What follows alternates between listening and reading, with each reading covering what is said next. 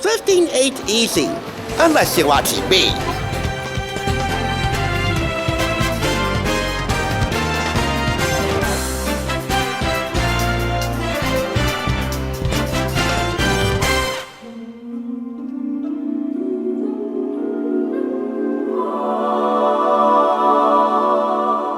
Welcome! You're watching the Thrift Store Rundown, where we bring Hollywood home on a budget. Now that we're approaching the most magical time of the year, December, with Hanukkah and Kwanzaa and of course Christmas, and my birthday, I figured that now would be a good time to spread some everyday magic around. The type of magic you can find anytime, anywhere. If you know our MO, we firstly spread some magic around the dining room table. More specifically, the humongous dining tables at the Great Hall at Hogwarts. Whether it's around Christmas time or Halloween, even I, as a non-Potterhead, have to say that there are few binge-watching experiences more magical than settling down with a sorting hat and a butterbeer in hand and paying a visit to the great school of sorcery, Hogwarts, with Harry Potter and company. And again, admittedly, I'm no Potterhead. I'm not gonna go applying for Harry Potter trivia games because I know I'll get stomped on. But I do know a thing or two about finding some magical Hogwarts swag for a few Weasley dollars. Is that how you pronounce one's last name? Weasley, or Wellesley, or Wesley? That debate's not for this video. Earlier in the year, as part of our first family edition of the Odyssey to the Oscars, our annual Academy Award celebration, I did the official Harry Potter baking book.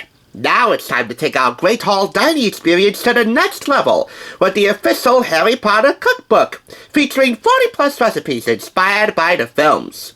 This scholastic publication, part of the Wizarding World series, was written by Joanna Farrow, who did all the food styling for the recipes, and was purchased from Red, White, and Blue Thrift Store for $4.99.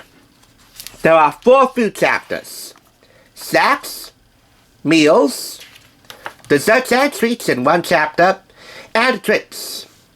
For the sake of time, I'll be highlighting 2 recipes in 3 out of 4 chapters: 2 snacks, 2 meals, 1 dessert and 1 treat, I think, and 1 drink, for a total of 7 recipes. There's a recipe for every Gryffindor, and Hufflepuff, and Ravenclaw, and Slytherin, vegetarian, vegan, and or gluten-free alike, as evidenced by these dietary flags. And a recipe for every skill level, as evidenced by these wizarding skill level lightning bolts. 1 is a beginner recipe, 2 is easy, and 3 is intermediate, medium level of difficulty. However, no recipe should be too difficult in here for any family to conjure up together. That being said, because this is tied to one of the most beloved pop culture franchises of our time, there will be a fair attention to detail required for a good bulk of the recipes. You want them to look festive and tie into pop culture from jump. After all, we eat with our eyes first, as the saying goes. But before we do any eating or cooking, it's imperative for every member of the family, especially the little ones if you're getting them involved, to learn about kitchen safety. Please read, understand, and follow all the instructions that come with the recipes and all the directions that come with whatever kitchenware, sharp and hot, you'll be using to make them. Doing so will considerably lessen the possibility of injury or accident and greatly increase recipe accuracy every time. We have here a list of essential tools you'll need, like a non-stick frying pan or measuring cups, scales, tongs, a baking dish, or a wooden spoon for stirring, not for spanking. Some essential kitchen speak, some kitchen lingo here: bake, boil, chop, brown, drizzle, puree, peel, etc. And simple knife skills to follow. Once you digest all that in the brain, let the magic commence. Our first snack here is Quidditchos, or Quidditchios. However you pronounce it, it's a cheesy, meaty nachos recipe inspired by the game of Quidditch. We have here 1 small golden corn kernel to find here, so it's almost like a treasure hunt, if you will. Carrying down these Quidditch-inspired nachos to find that small golden corn kernel, which is the golden snitch. This also contains meatballs, which serve as bludgers, and shrimp, which serves as croffles.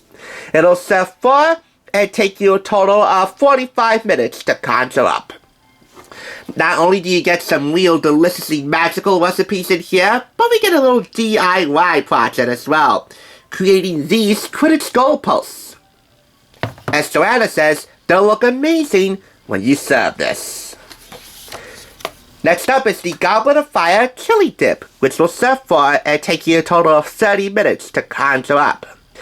It's an easy recipe to do. Once again, 1 lightning bolt is a beginner recipe, 2 is easy, 3 is intermediate. Difficult, but not that much.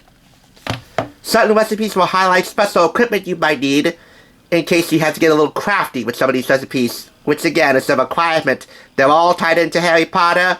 Attention to detail, especially in presentation, is paramount. You want them to look magical with your eyes before you savor them anyplace else. This is a pie fit for the Weasleys, or however you want to pronounce Ron's family. This pie calls for turkey breast, and ham, and cranberries, and thyme, and puff pastry, so it's no surprise that it's an intermediate recipe, a real family effort, which will serve 8 and take you about 2 hours to do.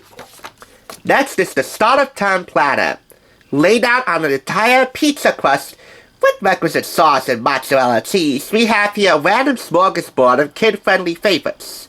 Never mind the peas. French fries, chicken drumsticks, corn on the cob, and even cocktail weenies, cocktail sausages for the grown-ups. I don't know why it's served on a gigantic pizza crust, but you know what? It is the start-of-time platter, and it probably would be worth signing up for Hogwarts for this alone. Next is the Devil's Snare Apple Pie, which serves 8, and will take you an hour to do with killing time. This season, fall was just made for apples, and apples were made for fall. And I figured this would be a really cool way to showcase apples in all of their delicious prime. Next is the Room of Acquire Mints. This recipe will make 18 Room of Acquire Mints, which essentially are mint chocolate chip cookies with benefits. If you have a certain date with a Gryffindor or Hufflepuff or Ravenclaw member, you might want to pop these in your mouth beforehand. Last thing you want is for her or him to smell your start-of-time platter perfume breath, and that's not a good look. And finally, your Pumpkin Patch Surprise Drink. Just like apples were made for fall, so too were pumpkins. And this is officially the time of the year where you can obsess about pumpkins, and of course, if you're a true millennial, pumpkin spice, and not feel guilty about it.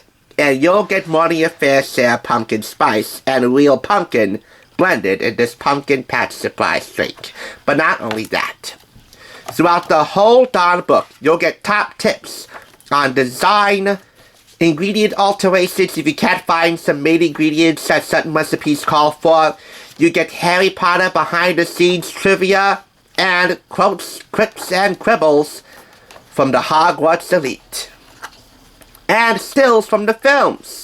Not to mention, it's all graphically nicely designed. All of this retails for $19.99 in the US, $26.99 in Canada, and in Harry's homeland, £16.99. Containing additional recipes such as Munchy Owl Mail Savory Crepes, Hagrid's Huge and Hearty Stew, Draco Malloy's Blondies, Sir Cadogan's Sword Kebabs, and a Troll Bogey Delight Smoothie.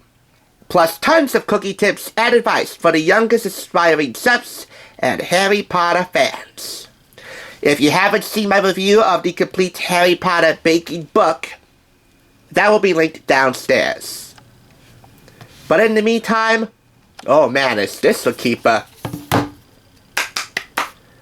4.5 out of 5 claps. No matter what your skill level or Hogwarts house status, Gryffindor, Hufflepuff, I think I might identify as a Ravenclaw the most, but beyond all that, we got some real house cup worthy fare that is sure to make your cup and your plate and maybe your heart and quite possibly your waistline, all of it, runneth over.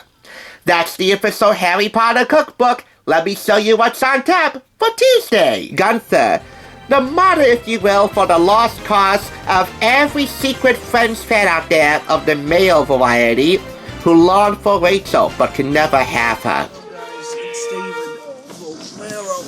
I'm gonna be famous.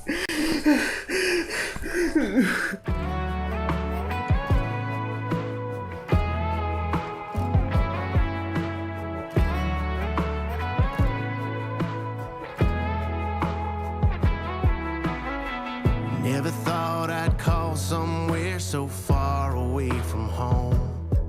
Home, or love the view of a new main street.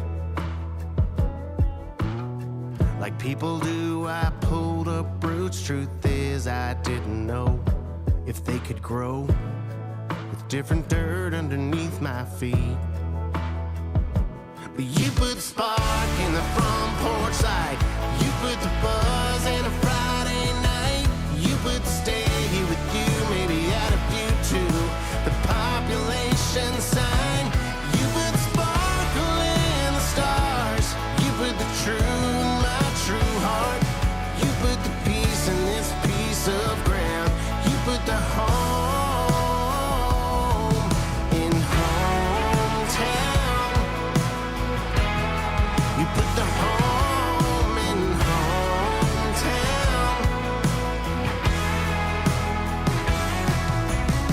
It's almost like that one stoplight in Elgin, Oklahoma was winking when it was blinking at me. Like it knew if I stayed with you, no way I'd go wrong. I'd be home wherever you might be. 'Cause you put the spark in the front porch light. You put the buzz in a Friday night. You put the stay here with you, maybe add a few too. The population sign.